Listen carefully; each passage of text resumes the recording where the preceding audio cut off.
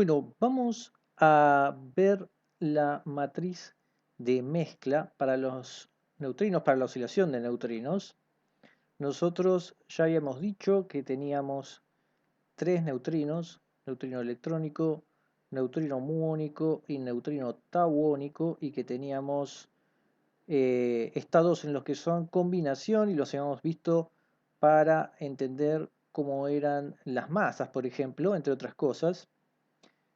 Entonces, bueno, el tema es que uno puede ver cómo se mezclan estos estados a través de una matriz. Y esto no es en esencia algo nuevo, porque nosotros ya vimos en la parte de quarks la matriz CKM. La matriz CKM la usábamos, por ejemplo, para ver cómo cambiaban de sabor los quarks, pero con qué probabilidad, digamos. Estaba asociado a que los quarks que eran de la misma generación era más probable que puedan cambiar, pero no estaba restringido a que puedan cambiar a las otras generaciones, a pesar de que era más difícil, y eso se veía porque esta matriz se parecía mucho a una identidad. Entonces, eso tenía que ver que donde en la identidad hay ceros es porque en realidad eso se reemplazaba por un numerito muy muy chico, mostrando que la probabilidad no es cero, pero que era baja. Acá va a haber algo parecido, pero no va a tener esas mismas características. Eh, Nosotros vamos a tener también una matriz, se va a llamar la matriz MNS. ¿No? MNS tiene que ver con, vamos a escribir los nombres, es Maki, Nakawa y Sakata, que tuvieron en 1962 un trabajo pionero sobre este tema, ¿no? Que es muchísimo antes del descubrimiento de las asociaciones de neutrino, o inclusive mucho antes de que aparezca la partícula tau y el neutrino tauónico. Entonces uno va a tener una matriz, ¿no? ¿Qué es lo que va a hacer? Bueno, el mismo espíritu que la CKM, uno va a tener neutrino electrónico, neutrino muónico y neutrino tauónico, que esto va a ser igual. Vamos a hacer una matriz, justamente la MNS, donde vamos a escribir cada coeficiente como UE1, UE2, UE3 para la línea del electrónico, después UMU1, UMU2, UMU3 para la línea del muónico, y tenemos lo mismo abajo para el tauónico: U tau 1, U tau 2, U tau 3. ¿Y esto qué va a dar? Bueno, los tres estados mezcla que habíamos dicho: neutrino 1, neutrino 2, neutrino 3. Ahora voy a escribir algo que también lo vimos en la matriz CKM, que es que uno puede escribirlo en términos de tres ángulos y un factor de fase, ¿no? Que eran tita 1, 2, tita 1, tita 2, 3, tita 1, 3 y un delta. Entonces lo voy a escribir por completitud, pero tiene características muy parecidas otra vez que la de CKM, donde otra vez estos coeficientes tienen que ver con senos y cosenos de los ángulos en cuestión. Entonces van a haber muchas cuestiones muy parecidas. De hecho, lo voy a escribir acá abajo. Los C y J son cosenos de tita y J, ¿no? Tita y J, estos de acá. Y los S y J van a ser los senos de tita y J, ¿no? En el fondo lo único que estamos haciendo es hacer espacio, ¿no? Entonces vamos a terminar de escribirla rápido. Acá la tenemos escrita, así que digamos, no nos vamos a meter con los detalles de esto, pero sigue siendo muy parecido a la CKM. Pero lo que sí tenemos que decir es que, otra vez, los ángulos de mezcla, estos que están acá, para los quarks eran chicos, justamente para los de cambio de generación, por eso se parecía mucho a una matriz diagonal, no más que la identidad diagonal. Pero acá eso va a ser distinto, por lo siguiente, nosotros vamos a tener que θ 1, 2 va a ser aproximadamente el θ del Sol que ya habíamos dicho, el que obteníamos a partir de los neutrinos solares, ¿no? Esos experimentos, así como también vamos a tener para el θ 2, 3 el θ atmosférico, el de los otros experimentos.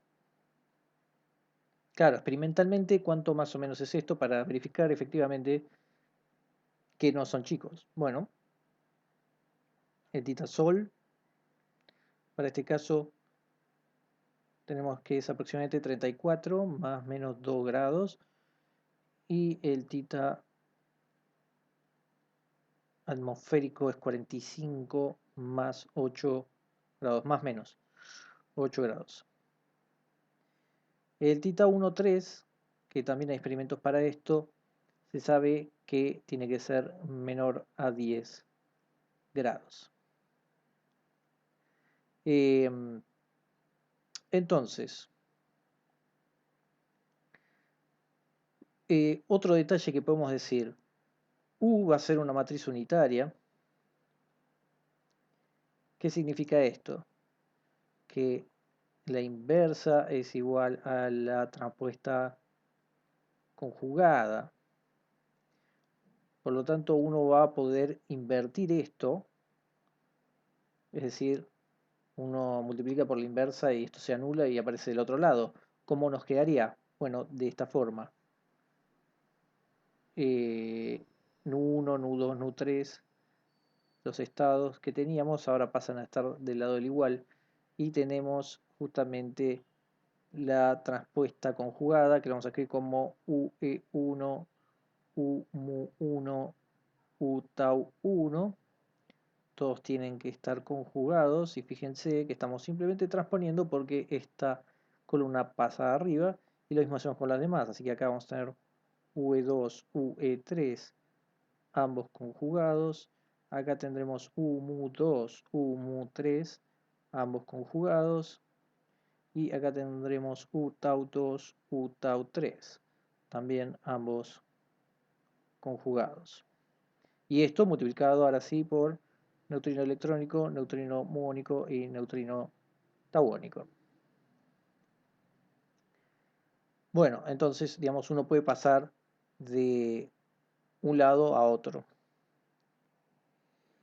Lo que uno puede verificar es que los estados que son mezcla, bueno, ¿cómo son cada mezcla? Por ejemplo, lo que vamos a tener es que mayormente va a ser neutrino electrónico, y estos van a ser los otros dos, vamos a poner mu y tau. En cambio, el estado Nu2 va a ser más o menos repartido, ¿no? Acá van a estar los tres. Y el caso del tercer estado, básicamente lo podemos poner como que hay dos, que es el muónico y el tauónico, porque no es que no vaya a tener electrónico, pero es muy, muy chico. Ahora hay que entender que las oscilaciones de neutrino en algún aspecto significa que lo que habíamos visto alguna vez de los números leptónicos ya no se deberían conservar. Y entonces en principio uno diría, bueno, entonces un decaimiento del muón, que sabemos que decae, pero hacia electrón y gamma, esto ya entonces podría estar permitido, porque por más que el muón, digamos, el número muónico, acá es 1 y acá es 0, digamos, tal vez una oscilación de neutrino permita esto. Por ejemplo, si nosotros cada oscilación de neutrino la tomamos en un diagrama de Feynman de la siguiente forma, tomamos así y que tenga un punto verde, eso lo podemos notar como una oscilación que pasa, por ejemplo, en este caso de muónico a electrónico. Entonces, un ejemplo, simplemente por ponerlo, podría ser, bueno, para esta interacción, este decaimiento, es que viene un muón y luego tenemos un W, pero ¿qué pasa en el medio? Entonces acá habrá una oscilación y saldrá el electrón, ¿no? Entonces acá tenemos un muón, acá tenemos un electrón, acá tenemos un neutrino muónico y acá tenemos un neutrino electrónico, así que vamos a poner también acá que tiene que salir un gamma, y entonces ahí tenemos las dos salidas, y esto es un W menos, ¿no? Ya que el muón es negativo, ¿no? Y acá estará la oscilación. Entonces ahora, ¿qué es lo que ocurre con esto? En este proceso uno necesitaría, entre comillas, pedir prestada energía para hacer este W virtual que es pesadísimo. ¿No? Recordemos, los W y los Z son de lo más pesado. Entonces, eso lo podemos tomar como que se agarra esa energía usando el principio de incertidumbre. Pero claro, es por un tiempo muy chico. Entonces veamos si eso puede ocurrir. Recordemos que las asociaciones de neutrinos, nosotros ya lo habíamos dicho, que ocurren sobre escalas grandes de kilómetros.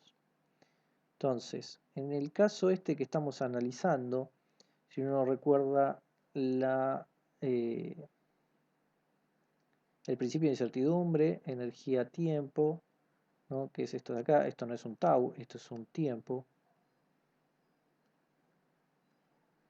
Esto era, por lo tanto, esta multiplicación puede ser mayor o igual a h barra sobre 2. Entonces el caso límite sería cuando es igual. Ese es el caso justo eh, lo más chico permitido para esta multiplicación. Que después uno puede ir variando delta y delta t como uno quiera, siempre y cuando la multiplicación de por arriba mayor o igual de h barra sobre 2. Así que en este caso, si uno despeja delta t, uno obtendría h barra y luego sobre 2, y el delta E lo tomamos como la masa del W por c cuadrado, ¿no? La energía en reposo. Entonces, si uno toma los datos, esto da 6.58 por 10 a la menos 22, esto da 2 por 80.4 por 10 a la 3.